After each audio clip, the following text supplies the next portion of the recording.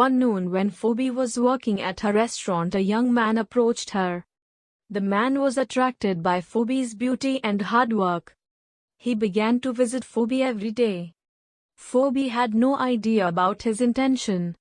One day the man built up all the courage and asked Phobi out, to which Phobi was disgusted cause of her past trauma. She rejected him at instant. The man was not seen for several days.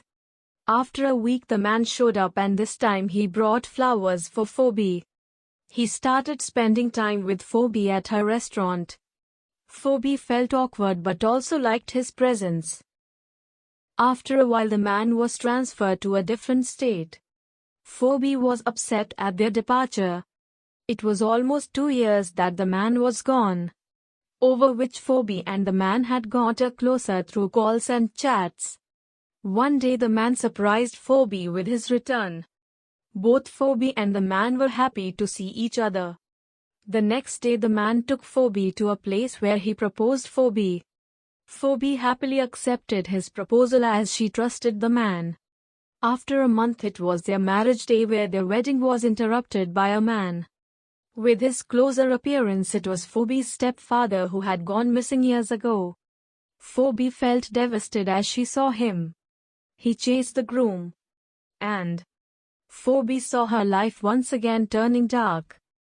Phobi's stepfather came to her house, where her mother was shocked to see him. He was quite happy to see his son, who was 5 years old now. He seemed to have lost all his wealth and started living with them. He remained hopeless and continued his ill behavior with Phobi.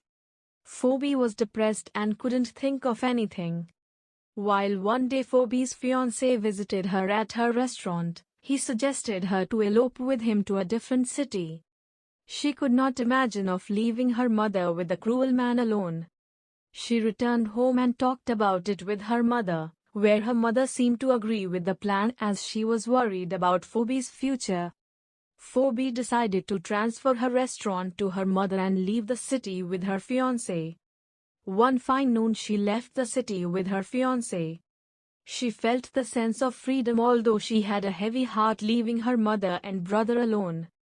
To this day Phobi is living happily with her husband and has a 2-year-old son. This marks the end of Phobi's story. In my next video I will be having a guest who will share his story to you all. Please subscribe and stay tuned.